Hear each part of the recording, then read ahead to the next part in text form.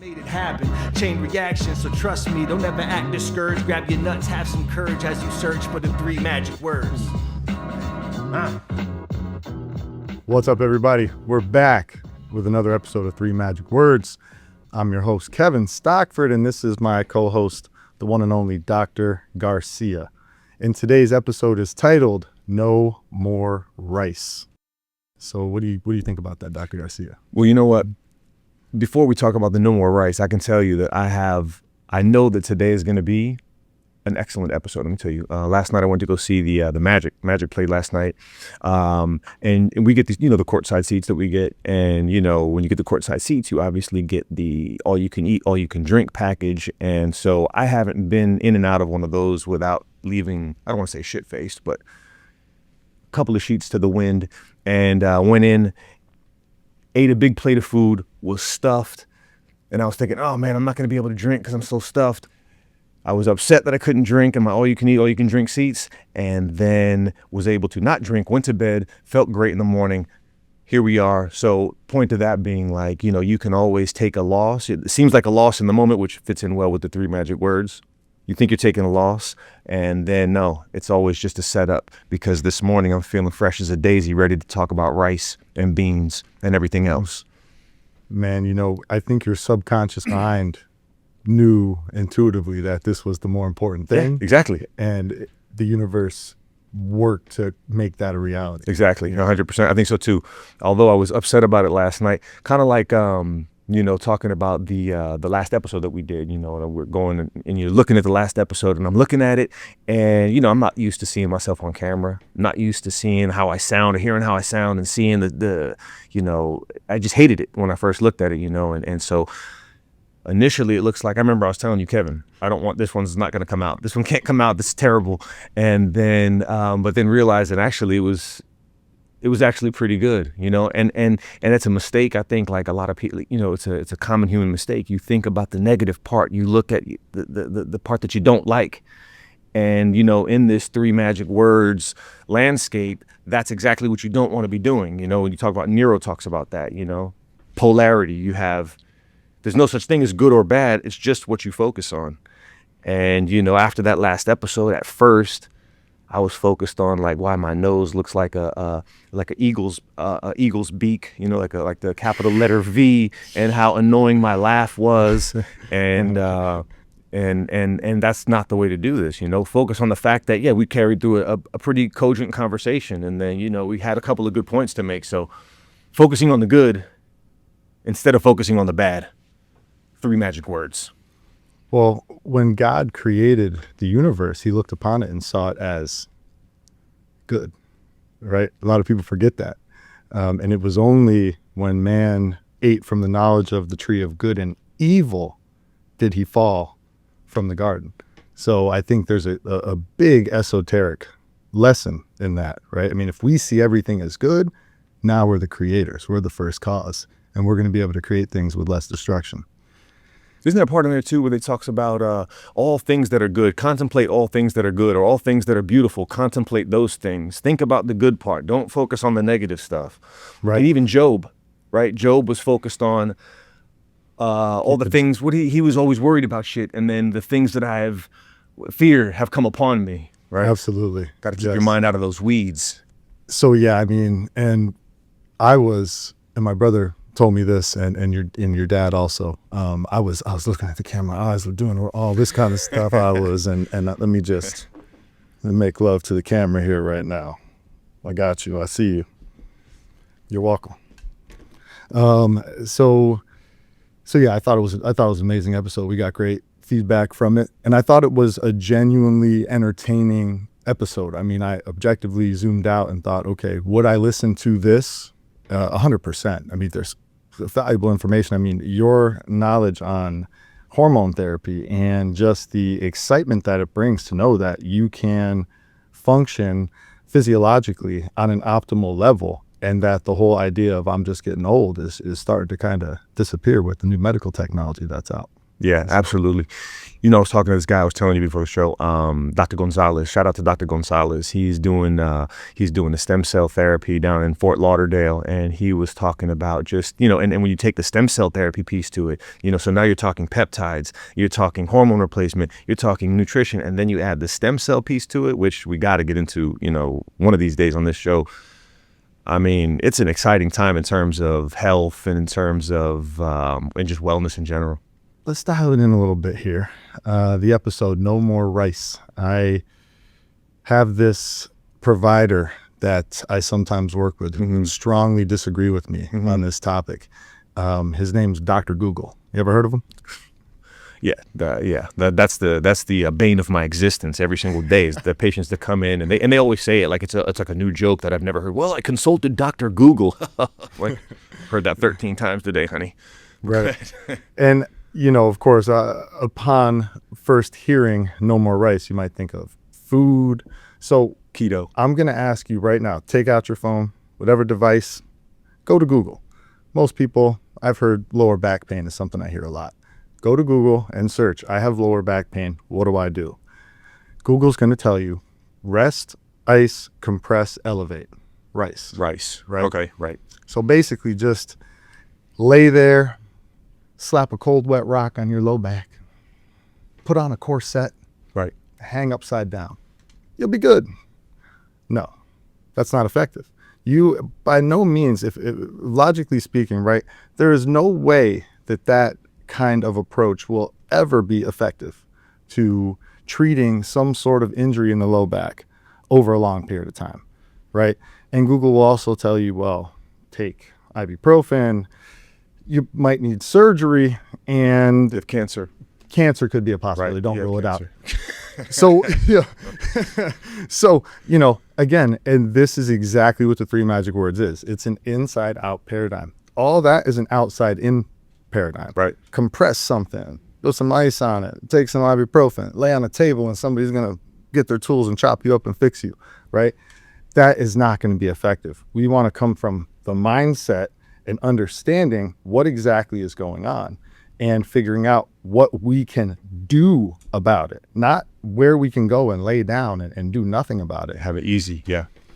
And something people don't know is that you can actually, when it comes to your body, optimize your movement by breaking down each and every individual part in the way that your body moves into its joints.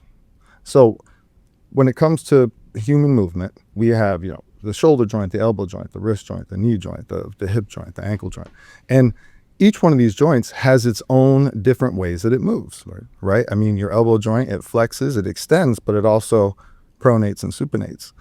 And your back, and really it's not the back. The back is not a thing, okay? Each individual vertebrae you have is its own joint. And your vertebrae, they flex, they extend, and then they laterally flex. And there's also a rotational component to it. So when you understand how the joint moves and how the joint is structured, then you can actually train the joint the way it's supposed to be trained. And a lot of people don't know, when it comes to your joint, you can increase your joint space. So if your joint doesn't have a lot of space, your bone that's in that joint can't move to a certain place to access a certain line of tissue or neurology. So Ibuprofen doesn't take care of that? You know, it hasn't been effective for me in the past. Okay. And it's really something that's now, like, let's say you get a cortisone shot or you take ibuprofen, maybe it'll decrease the inflammation. That could give you a little bit more range to where now you can act, but you got to actually send a signal to the tissue. The force is the currency of cells. So if you don't put force through a cell, it doesn't know what to do. So your joints, all the joints in the body except for the vertebrae. You know, if I can just interrupt you real quick, man, I'm sorry. But like when you get back pain, right? Like that's one of the most common causes that a patient comes to the doctor. Yes.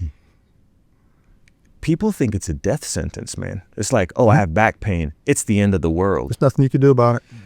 Exactly. And the thing is, I read something in this book, John Sarno, Healing Back Pain. He says, listen, if I break your femur in 6 weeks, you're up and running again.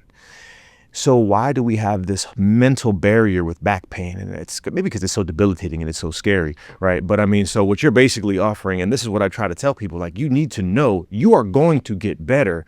Don't fret. You know, I feel like a lot of people just kind of freeze up and they want to stay in bed and, oh my God, they're injured, right? So you're saying that this is something that you can actively do to be able to improve, recognizing these different movements and how to work it out, joint space. Yes, absolutely. And we've been told that the back, right, is one thing, is my back, my low back, instead of looking at it from a vertebral standpoint. And we also have to take into account the ability to have a mind-muscle connection to articulate our joints. So, I can move my wrist, I can move my elbow, move every vertebrae in your back. Go ahead and try it. Right. It's something that, because we don't have a neuromuscular pathway and that we can readily access because we don't practice it. So part of getting your back to move the way it's supposed to move is being able to feel it at length at each individual vertebrae and being able to channel force through that lengthened or that shortened tissue in the vertebrae to the point where you do it and you articulate it often, and now you can consciously articulate it. I mean, imagine if you're in the gym and you're trying to work your bicep, but you can't really move your elbow and you can't really feel your elbow. You're not going to be able to develop your bicep, right? So it's the same thing with the back. So if you don't go through, and a lot of people don't, even people who have been lifting for a long time, they don't go through and individually work their vertebrae. So as time goes on, my back hurts. And I mean, I'm sure you hear this, keep a neutral spine, keep a neutral spine. This is true if you're lifting a massive amount of weight, but you want to actually put your vertebrae in flexion, in extension, and you want to train them from those areas so you're not weak in those areas. Because let me say, because you're like, I work out with Kevin, and Kevin will sit you down and he talks. He knows this shit inside and out. He knows the science of it. But basically what Kevin is saying is the pain that you have can be fixed, but you have to take a different look at it. Like when I came to you with my elbow pain, I had tendonitis for probably 5 years, and it's because I'm a meathead, I'm a gym rat, and like no pain, no gain, and it doesn't matter how bad it hurts, I'm not skipping a day at the gym. And I did that for 5 years, and I literally couldn't carry my babies. I couldn't put my fingers on the steering wheel because of the pain that I had here. And Kevin said, you're not going to be able to just put ice massages on it and it's not going to go away. And he started talking about this different rotational tissue and how you're working on different things and the joint above and the joint below. And it probably, 6 weeks? It wasn't 6 weeks. I had tendonitis for 5 years. And in 6 weeks, you were able to kind of get that squared away. Also the hip pain, the hamstring pain. I just want to stop you from going to all the way inside. Right. On the first shot. Sorry, man. No, but I mean, I remember you came and you had elbow pain. It's like, well, what triggers your elbow pain? You were like, well, when I do bicep curls. I'm like, are you still doing bicep curls? I mean, yeah. What the fuck am I gonna do? Stop it's like bicep curls. Yeah, so we can't fix the problem that we have by doing the same thing that we've been doing that created it. You know what I mean? So long story short, that pain you got, there's something you can do about it. And that's exciting. And one thing I think that's exciting about this paradigm, and you can, if you start training and optimizing the movement of your joints and all the tissue that's associated with the movement of those joints, you don't know where your true prime or potential is. I mean, even in our 20s, we didn't train like that. So even though we might not have had a lot of pain and we could 360 dunk a basketball and all this kind of stuff, you could it's not, it wouldn't, if I knew what I know now back then. Right. Well, we got to put up a picture of you when you were 260. I'm going to do it like this is Kevin. This is Kevin at 260, right? And then I worked out with this guy the other day. Kevin, when was the last time you lifted weights? Well, I haven't lifted any heavy weights for probably 8 months. 8 months.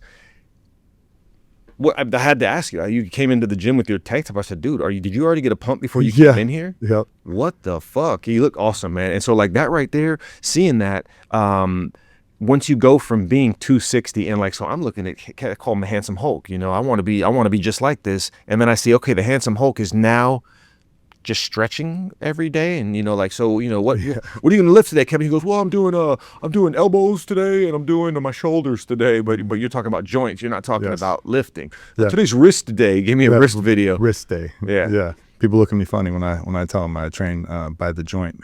But it is something also that I hear from 50-year-olds, 60-year-olds, right? You know, they can't really put on muscle anymore because they're just getting old. But we have technology now with hormone therapy, peptide therapy, stem cell therapy. And if it works perfectly, it's super synergetic for the system that I use, because when you're able to send signals to, you know, open up your joint space, to strengthen your connective tissue, which a lot of people don't know that you actually can do, your tendons, your ligaments, you can actually strengthen and hypertrophy those areas, and that's your load bearing capacity. A lot of people, when they look at the structure of a joint, they think, okay, well, it's or the way the tissue is attached to the bone. It's bone, then it's tendon, then it's muscle. There's no sharp, hard line between all those things. Right. There's indifferentiated tissue that connects all these different tissues, that blends it in. Yeah. So you can create more bone, you can create more tendon, you can create more muscle. You just have to know how to tap into it and what signal to send to it. And I know you've been working with peptides, which you've hooked me up with some peptides, and they've been super effective for me. What would be some of the peptides or the hormone therapy? How would that play into somebody optimizing the tissue that they want to target? So since I've known you and you've been telling me about we were doing the elbow, you know, the arm wrestle the ghost, and you've put me in all these weird movements, right? And every time you do it, you give me kind of your spiel about how we're sending signals. We want to activate these fibroblasts. We want to activate these cells to lay down stuff in this white, you know, this white tissue. And so I had been reading, I got into the big peptide thing, and GHK copper, right? So GHK copper, it's a 200, and it only rang a bell because of what you had been telling me before. It's a 240% increase in fibroblast function. Fibroblasts, for those that don't know, fibroblasts are the cells that come in and they basically lay down the extracellular matrix. So they make all the stuff around the cells, which is cartilage, which is tendon, and all these other things that generally think they can't get better, right? And so what they do is they mix GHK copper with BPC 157 and TB500, and they call that glow. And so basically what that does is it goes right down into that white tissue, begins to lay down fibroblasts, right? Now you're throwing a signal into that area like you always talk about. It's 250% increase in the fibroblast function, also increasing growth hormone receptors, which is creating like a downstream signal to be able to produce more. So like basically it's the perfect storm to be able to improve not only muscle growth, but tendons, bone, ligaments, that's kind of like the holy grail of healing. Right. So and then obviously the stem cells, man, we got to talk about the stem cells one of these days, but like that whole peptide growth, peptide hormone, and then this mobility you're talking about is going to be helpful for sure. I mean, so if you're in your 40s, in your 50s, in your 60s, and you're thinking, oh man, you know, I'm just over the hill, I'm just getting old, my knees hurt, my shoulders crack, and it sounds like the 4th of July in my elbow. There's actually something you can do about it. And so get excited. You got to it's that people have to have so you can't come to this realization when you're in your 70s and you can't move. You know, this is a plan. You got to make it in your 40s and 50s. And that's kind of like the trick. And it's very hard to convince a 40-year-old to plan for their 70s. You know, right. You think now, okay, you want to be able to do a cartwheel. I remember I don't remember who it was, but somebody said that you should always be able to do a cartwell. You know, which is kind of just like a simple little movement, you know, but like when you're 80 years old, you ever seen an 80-year-old do a cartwheel? Like we need to be able to have that goal and shoot for it and work at it. And these are the kinds of things that you do, but you got to start now. You can't be, you know, waiting till you're 70 and realize, you know, you can't, you know, beat your meat anymore and you know, try to work on it then. You got to start now. Well, think about it, right? So as opposed to searching Dr. Google and going, you know, putting ice on yourself and taking some ibuprofen, we have to think about mindset, right? Do you have a growth mindset? Or do you have a fixed mindset, right? Are you a proactive person? If so, realize that you, in order to grow, need to take yourself out of your comfort zone. You need to change your mindset, and it's going to continually change. I'm a different person now than I was a month ago, and it's because I keep researching, I keep reading, I keep practicing some of these new techniques. And so if your mindset is, I want to be the strongest guy in the gym, right? Okay. For what? Are you joining the world's strongest man competition? Right. If so, great. Is that how you put food on your table? All right, go in there, you're going to have to take some risks, right? If not, why do you care about lifting heavy weight for a bunch of people in the gym that you don't even know? Right. And you said something like, if you're trying to get girls, you're not doing it with your big muscles, right? Bro. Right. Guys are paying attention to that. Girls want guys with big muscles just as much as guys want girls with Louis Vuitton bags. Right. Who cares? All right. It's not something that's going to be effective for you to accomplish basically anything unless your life's goal is to, I want to win a powerlifting competition, or, I'm going to put food on the table by, being the world's strongest man. So girls have the Louis Vuitton bags basically to like flex to other girls, and guys have big chest and bis and tries basically to show other guys. And think about this, right? And anybody out there who lifts weights knows this. Do girls ever come up to you? Maybe some, right? But the majority of people that come up to you and compliment your muscles when you're in the gym, are they girls or guys? Like dudes. It's guys, right? And there's always that like guy who's probably a little bit closet. You know what I mean? There's a guy from our gym that we knew. I don't know if I want to say any names, but Robert. You know what I mean? So there's a Robert in your gym somewhere out there, right? And he's coming up and he's like, man, you guys, your biceps are looking good, man. What are you doing? Oh man. Hey, I want to stretch you out. Yes. Here, get on the back. I'm gonna stretch you out. We got to work out together No, sometime. man. So It's all good. are you really trying to impress Robert? Because that's not going to be a great foundation for the longevity of your body. You going in and slamming a bunch of weights all the time and heavy weights, it feels good. You get an endorphin rush, but it's not effective. And I used to work out twice a day, 6 days a week. Yeah. And what happens is it's just like, and you see this in your practice all the time. If you take a drug and you take a drug, massive amounts of a drug, and you take it over and over and over again, you need a massive amount of that drug to feel something. And then also you are not going to ever feel like you first felt on that drug. Tachyphylaxis. So it's the same thing with the body. When you habituate your body, and I guarantee you, if you're a lifter out there, you know this is 100% true. You got up to 230 pounds, let's say, and you got a certain strength, and then you plateaued. And that's because now your body habituated to working out 3 hours a day, 6 days a week. You can no longer send the hypertrophy signal to your cells. Mm-hmm. It's the same thing. You do 20 lines of cocaine a day. Right. You do 19 lines, 20 lines, 22 lines. That's just you normal. might get a little bit, but now it's just, so now you've plateaued. So, and I've been trying to reel you in on this a little bit.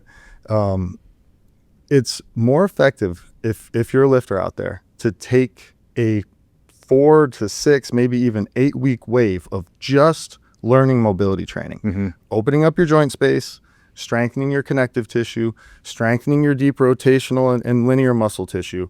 And in the process, you learn how the body moves, and you'll be able to, when you go on a hypertrophy phase, so you kind of, there's 3 types of training, okay?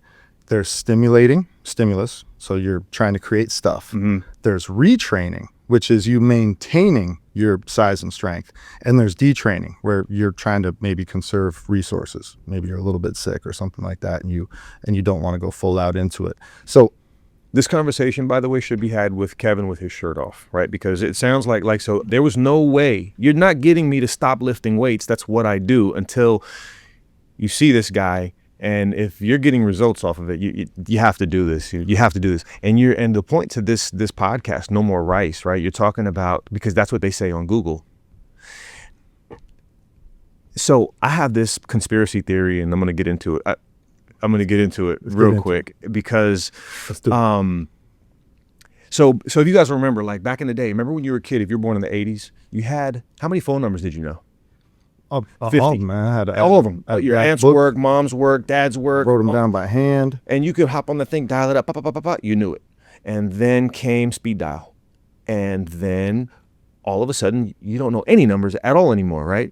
And then if you remember, like in the early 2000s, late 90s, you used to use a map, right? And you knew how to get around your city, right? And then all of a sudden they came out with MapQuest and the GPS system, and now I can't get from here to, this studio. I couldn't get here today without the MapQuest, right? And then Google is telling you basically what to think, right? So Google only gives you this little bit of information, and if it's not on Google, and if Google didn't say it when you type in, what's rice? Okay, well, I have back pain. Boom, you type it in: rest, ice, compression, elevate, right? Okay, that's what you do, and it kind of takes away our ability to think. And so this whole, now I'm gonna deviate here, but the whole like AI thing, right?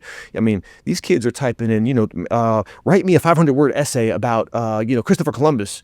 Done in 3 seconds. And now the kids aren't going to know how to fucking write an essay. They're not going to know how to use their own brain. And I'm telling you, that's where I fear that this thing is going. From a medical standpoint, the Dr. Google thing. It makes me crazy. But the one kind of that really sticks out. I was talking about this when we were at that conference. I was talking about the mitochondria. Vitamin B3. Okay, niacin. This famous psychiatrist cures thousands and thousands of people using these high doses of niacin. So I start talking to my homeboy. He's having depression and stuff like that. I say, take niacin, take gram level doses of niacin, 1,000 milligrams 2-3 times a day. What does he do? His wife gets on Google. He says, that's dangerous. You can't take 1,000 milligrams twice a day. You're gonna destroy your liver. Here we got a guy that wrote several books, thousands and thousands and thousands of patients, and he's saying this is helpful for alcohol addiction, it's helpful for depression, anxiety, it's helpful for schizophrenia and all this stuff. But one Google search, it's dog shit. Can't do it ever. Don't do it. So Google is just to me. I think we need to stop getting on Google. It's like that's the bar. That's not the bar of knowledge. Right. Which is kind of to this point. There's something else out there. There is, and this is an undeniable fact. Nobody can contest this.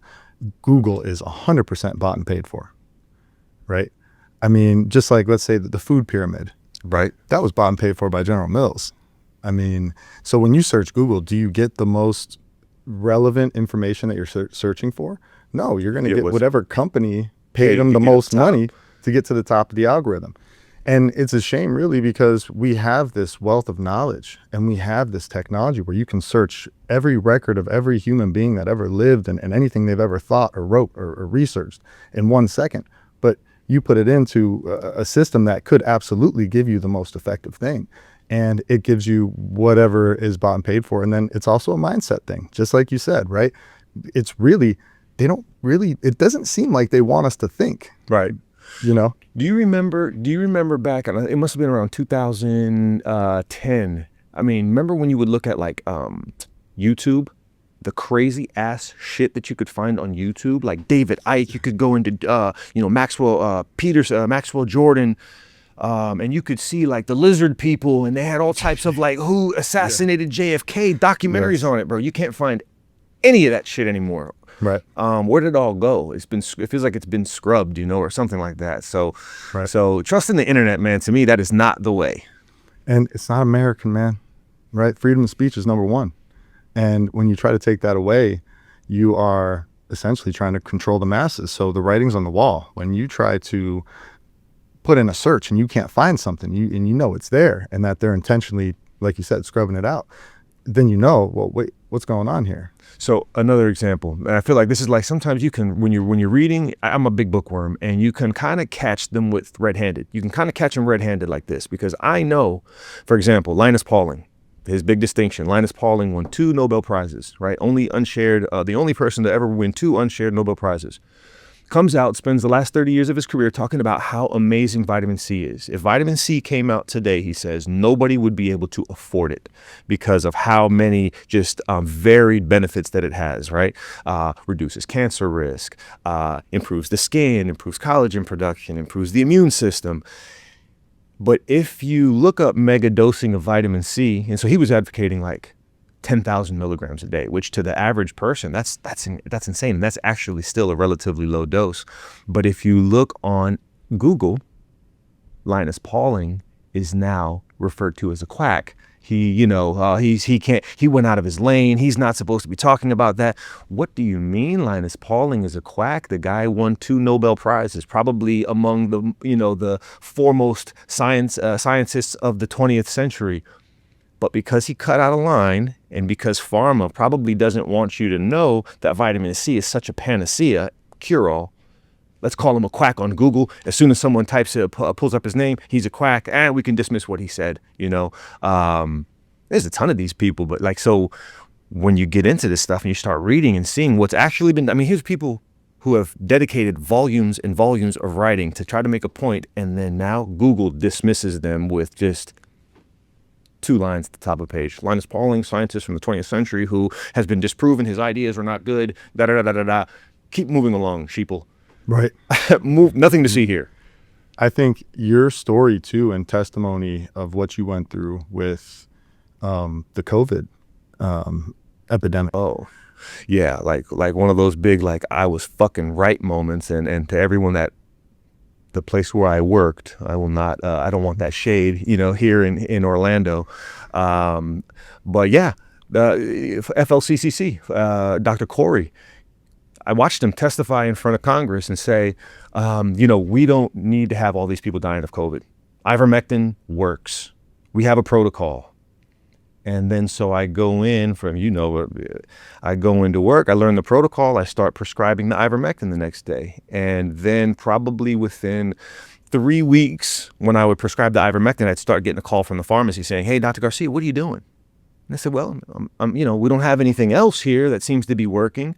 So they said ivermectin, and it's not I'm not talking about the guy that lives under the bridge said it. We're talking about a thought leader in critical care medicine is saying, "Hey, this is a viable option. It's a medicine that's been around for 80 years. It's not going to hurt anybody, and it's working. So why not try something like that?" Because it's horse dewormer, man. Yeah, well, yeah, exactly. It's horse dewormer. And so, but anyway, about 3 weeks in, I start getting calls from the pharmacy department saying, "Hey, you can't do this." So what do you mean I can't do this? I'm a doctor. This is what I'm choosing to do. No, you can't do it. And then, are you sure you want to do it? And I would say, yes, I'm sure I want to do it. And then probably a week after that, it was no, you can't do this. This is not part of our protocol. You are not allowed to do this. Yeah. And so that was what it was. The game was over. And that was basically the day when I realized I need to get the fuck out of here. Right. I need to be able to practice the way I want to practice, to be able to help people. It's called a practice, right? You're Exactly. practicing medicine. Exactly. If they don't let you practice, you can't practice. And it was crazy because the other doctors, and listen, my uncle said, stop throwing other doctors under the bus. They do read. But listen, no, nobody stepped up. None of you guys had anything to say. It was everyone just stayed tight-lipped. And it was because, we're making $300,000. We're making $300,000 a year. You don't want to disrupt you don't want to rock the boat. Don't risk the bag. But yeah, no one had anything to say. And everyone just kind of stayed muzzled during that time. It was kind of frustrating. Think about all these different levels, and the Dr. Google thing just kind of brings it to light, right? We've got this wealth of knowledge. We've got all this technology. And because of certain people who certainly control those spaces, we're not able to access all of it because there's some sort of an interest in something other than people and the health of people and the welfare of people. And I think that's, to me, what the love of money is the root of all evil means. A lot of people misinterpret that and say, you're trying to get money, so it's evil. It's no.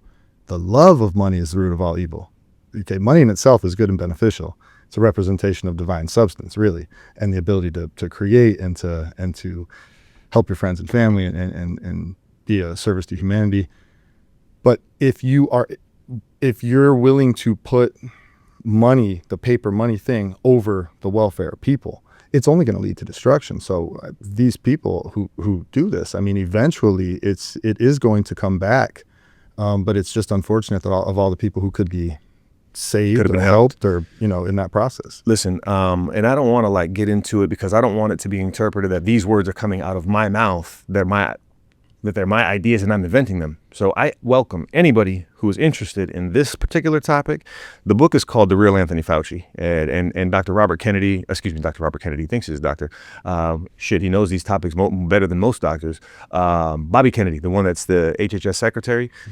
And people say, like I've had conversation with people and they say, well, he's not a doctor and he doesn't have these credentials and everything else. But listen, I promise you, Bobby Kennedy manages these topics better than your doctor does, better than probably your entire crew of doctors does. And if you can read his book, if he could write that book and he could point out what was happening, like for example, so at that time, spoiler alert, what was happening is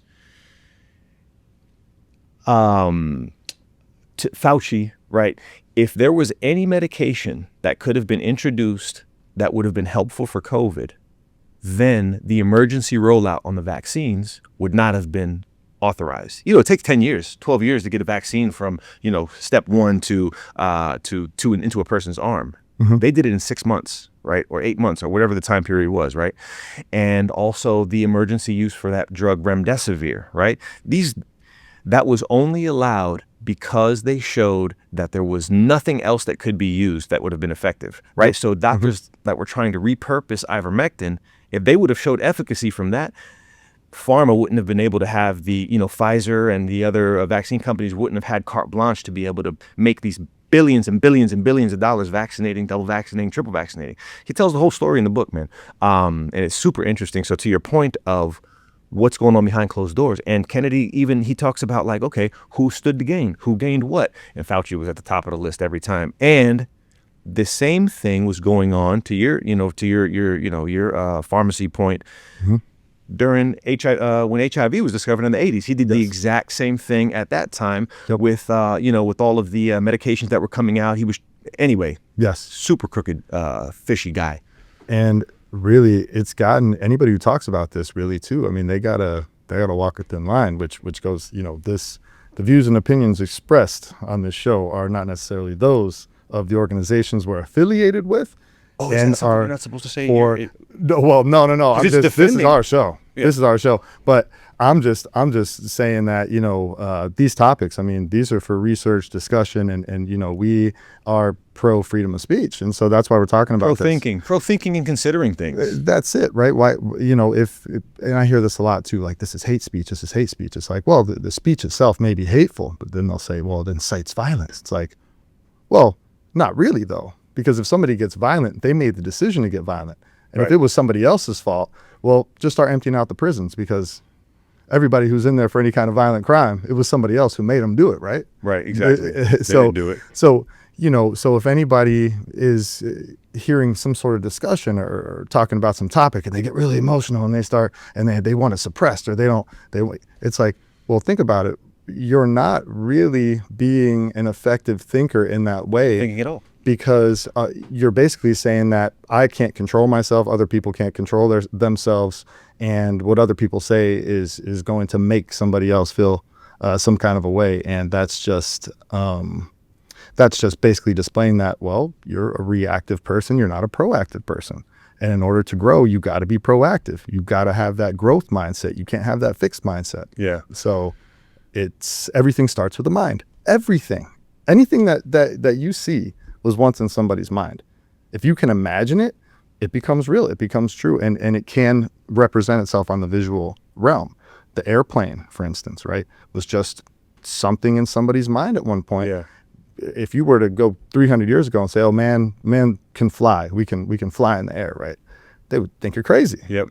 But if you can think it and you can imagine it, it is real, it's there. It's just a matter of, can you vibrate on that frequency? Can you learn what it takes to vibrate on that frequency and become one with everything that is associated with that frequency? Nero calls that's frozen imagination. Everything that we see here, this microphone, somebody at some point in time was thinking, okay, I'm going to make this device to be able to speak into and transmit sound over to here. That was his imagination, and look at it, sitting right here.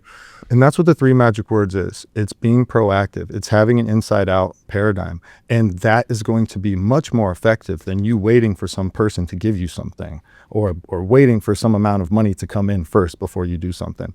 You have to begin with the end in mind.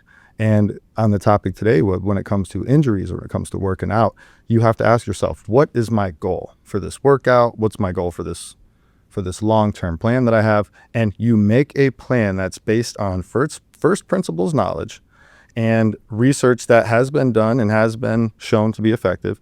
And you structure a plan around that, and now you can accomplish the thing that you want to accomplish most effectively, as opposed to, let me just go in the gym and move this thing up and down 50 times for 40 sets and go home and I got to rush and I feel good and I'm just going to keep doing that. It's the hardest thing about me with this mobility program, or not hardest, but one of the challenges that I learn a lot from is seeing people who are super experienced lifters, and they come in. And I'm doing the mobility stuff with them, and can we just stop stretching? Well, that's me, kid. I just want to lift. Can I just lift? And it's like, well, you are lifting, right? You're now you're training tissue that you've never trained before. Right. And you're sending a more efficient signal to the thing that you're trying to accomplish. So you really have to be able to change the mindset behind it and realize, well, if my goal is to bench press, 500 pounds, right? For who? For what? You're not going to bench press, what's the guy's name? Julius Magnuson or whatever, the guy who can bench press 800 pounds raw or something like that. You're not going to, break a world record. Right. You're not going to win the world's strongest man.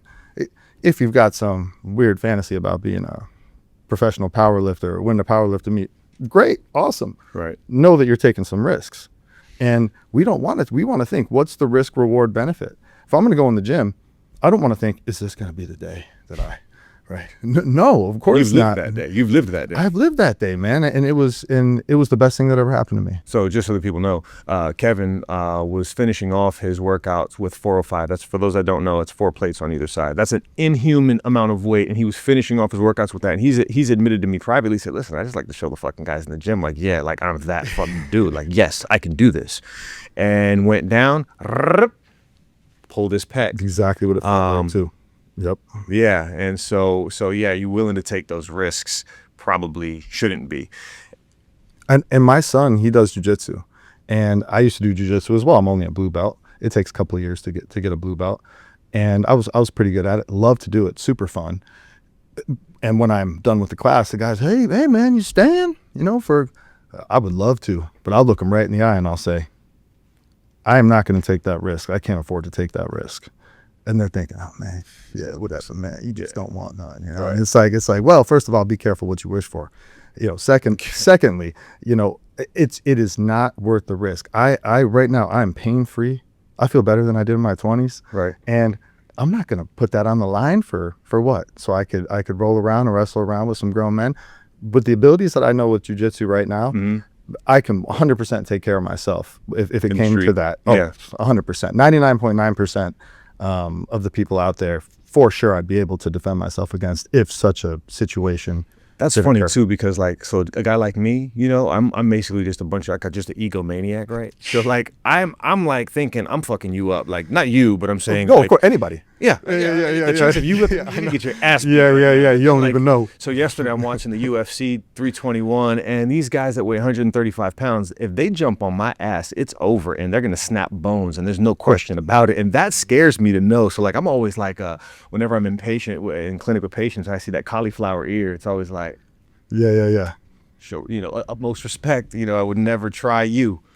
And you don't know you're in trouble if you don't know the game too. So you could be in a situation and you don't know what's about to happen. But you know what I mean? You have to learn it to know that, okay, I'm in this position. And they're not gonna let you tap out.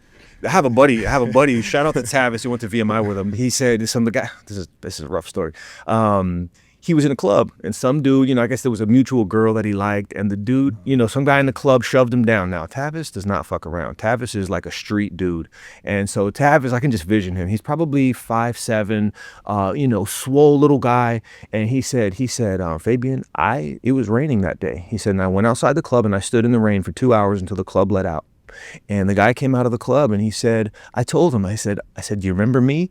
He said, and I put him in an arm bar. He said, Fabian, I heard snapping twigs in every direction. He said, I broke every bone in his arm. I thought, oh my God. Last thing you wanted to do when you went out that night to go party. Yeah. Come home with a snapped elbow because you were messing with someone that knew what they were doing. Yeah, no, man, I don't. Now we got on this topic. And that again, though, too, man, that the mindset, right, for both people involved. I mean, you want to stay as far away from that kind of stuff as possible. We can't take risks nowadays. I mean, No. What's more important? Playing with your kids. Come home to your family. Right? Your kids want to go. They want to play. They want to go to the trampoline park. Right. Right? Or going to bench press 350 pounds at the gym, so a bunch of people that you don't know can think you're Right. cool, and Robert can come up to you and massage your chest afterwards. Right? Is that really what, the end game is for you? And so I think with the no more rice topic today, for me, it's think about your mindset. Think about if you're trusting Google, who we know is bought and paid for, Dr. Google, definitely bought and paid for, and you're thinking from an outside in perspective, anything in your life that you're thinking outside in, when this thing happens, then I'll do this. When this person is going to fix me, I'm going to take this, and then this is, think this is definitely not the most effective way. And Because outside of yourself. and as within, as without, as without, as within. So So above, so below. the law of correspondence. So if you, yes, peptides, it increases the fibroblasts, right? But if you're not sending a signal and you're not sending force into that tissue, the fibroblasts don't know what to do. Right. So they'll lay down tissue, but they'll lay down scar tissue. Right. And then you can't train that scar tissue. So yes, taking supplements, taking certain things, they can certainly be effective, but you have to combine it from your mindset's going to always be the first thing. And then it's going to be from understanding how everything comes from the inside out, and then how that inside out can then be channeled from what's on the outside coming in. And I also just wanted one more thing. Me being ripped and everything, like you saw, and I am, and I just am. It is what it is. I'm shredded, and vascularity just It's out of control. insane. It just is. But really though, Yeah. I got to give you credit, because it was the intermittent fasting. And just like it was hard to reel you in with the mobility stuff, which now you're starting to see. And the mobility stuff's tough sometimes too, because you don't get the instant reinforcement. After a heavy worort or a look crazy pretty in the workout, mirror right the away. endorphins or whatever, you got the pump, right? But I could tell you, Kev, I've been noticing I'm still seeing gains, and I still have a decent shape, which has been surprising to me, because usually you have to be cranking to be able to do that. I'm still seeing vascularity. I'm still seeing shape. Yeah. Since having done this with you. So in psychology, I was really fascinated by behaviorism, right? And they studied, there's reinforcement and there's punishment, right? Reinforcement increases the amount of responses of whatever, organism or individual that you're studying, and punishment decreases the behavior or responses from the subject. And the biggest response you get when it comes to, let's say, the Pavlovian response, or you are trying to train somebody, or you getting addicted to something, it's called the variable ratio schedule of reinforcement, which is basically getting instant reinforcement for an unknown number of responses. So that's why the gambling addiction, because you don't know how many, you could get 2 wins in a row, and then you might not win again for another 20 tries. But it's the one thing that was true across the board was getting reinforcement directly after you did whatever the behavior was. Right. So when you work out, you get that instant endorphin release. You get that, when you do a traditional standard model workout, right? You do a CrossFit class, man, your shirt is soaked and you feel pumped, and everybody, yeah, man, great job. With mobility, it's not as much like that. You get the response like a week later, when you're like, man, my elbow's actually starting to feel a little bit better. Yeah. You know what I mean? It takes faith. It takes to believe that it's going to happen. It takes a little bit of discipline to stay in the boat. It does. Same thing with the intermittent fasting. Same thing with anything is worth it, bro. Anything that's going to be worthwhile, man. You have to just stay in the boat and stay focused on it. With the intermittent fasting, you were sending me patients, and you said, hey, if I send you somebody in and you talk diet with them, talk intermittent fasting. And I did. And I was like, okay, but I didn't jump on the boat yet. And you're like, man, you really should start intermittent fast. So it was the same thing that with me trying to get you into mobility. And I'd say for 3 or 4 months, I just didn't do it. I used to have this mindset where like, okay, if I'm about to go on a road trip, I need to fill up with gas first. Right. Or I was having like a 3,000 calorie breakfast. Right. Chicken, oatmeal, 10 eggs. I mean, just a massive amount of food. And I'd be going to work, man, loaded. I got to step 10 feet away from the client because I got to crop dust a little bit over there. And now, once I picked up the intermittent fasting, and no matter how ripped I got, I would go into a calorie deficit, or I would cut my carbs, but I wouldn't intermittent fast. I couldn't get rid of that lower belly fat, the love handle fat. And once I started doing intermittent fasting, that stuff just melted away. It's The paradigm shift. and I didn't lose muscle mass. I mean, all. so, and I got more vascular, and I looked younger. You could look at pictures of me 4 years ago or 3 years ago, And you're like, that was you? And my face was all red and kind of bloated, and you know what I mean? I remember one time. Remember that time when I said, Kevin, you back off a little bit. You're looking crazy. Yeah. And I appreciate that, because you know, and I don't ever take offense to that, because I like the fact that you can call me out on that kind of stuff and give me that real perspective. And that's why I trust you with my health. That's why I trust you with my friends and family, my clients' health. And it's just the truth. And you're that dude. So yeah, man. And no one has been able to get my tendonitis right. No one has been able to get my hamstrings right, hips, you know, the whole thing about, you know, when you're a gym rat, you said it. You've been sending so much signal, you can almost not get sore anymore, right? But when you do something different, we did that hip exercise the other day, dude. I mean, feeling shit in my hips that I didn't even know existed and know was there. And it's like, okay, I know I'm doing something. Absolutely. So, So, I mean, we kind of gave you guys some... We went over everything. Thing is, also, the Google thing, man. I think we could have developed that discussion a little bit more. Don't trust Google. Google is not your brain, man. They don't have your best interests in heart. So, I mean, use it as a supplement. The AI thing is a supplement, but don't let it be your mind for you, man. They're trying to take it. I feel like they're trying to take our minds from us a little bit with that shit. And the one thing so the book Think and Grow Rich by Napoleon Hill. Napoleon Hill studied hundreds of the most successful men. 1,000 people or something crazy. Something crazy, right? And he condensed all of the things that he found out about these people into one. So I can read that book, and I guarantee you, anybody out there who wants to realize the power that they have inside of them and the wealth that they can create, not just financially, but in their relationships, in their habits. If you read Think and Grow Rich by Napoleon Hill, and you do everything that book says, I guarantee you, your life is completely changed in a month. And you'll look back and you'll say, man, that's the best thing I've ever done. And everybody is born rich. Just most people are a little short of money. Yeah. Right? Yep. That's what the 3 magic words is all about. Speaking of the 3 magic words and thinking of books, ULS Anderson, 3 magic words. You got to read it. The sooner you realize it, the sooner you're going to watch your life change. And what you're watching right now is basically the 3 magic words manifesting in 2 dudes' lives right now. And the sooner that you can realize what it is, the sooner it'll start to manifest in your life. I think, I could be wrong, that is a good place to wrap it up. We could go all day. Go all day. But so can you on the mic. Let's go. It's time to wrap it up. All right. And we got another flow. You're welcome. Always got a flow. There's always another flow. Yeah. My reality was hand selected, concentrated on my vibration until it manifested, learned from Nero. Ever since then I talk De Niro, but be patient, cause anything that's great gotta start from zero. Above, below, that's an esoteric dichotomy. Since I got it, it guided me to outsmart reality. If you know, you know. But if you don't, here's my chosen road, MDMC, medical doctor that's also dope with flows. I hope you know you can do it too, depends on what you choose to view. Here's a little clue, homie, who are you? Yeah. Yes sir, Mark. Did it come out? All right, we got it.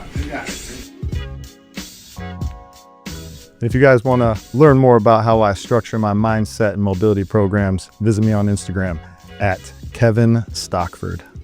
All right, so Instagram DocFabianG_ if you want to follow. And if you want an appointment or a consult, come see me at MedHealth Clinical in Winter Garden, Florida, 321-422-2303. Let's work.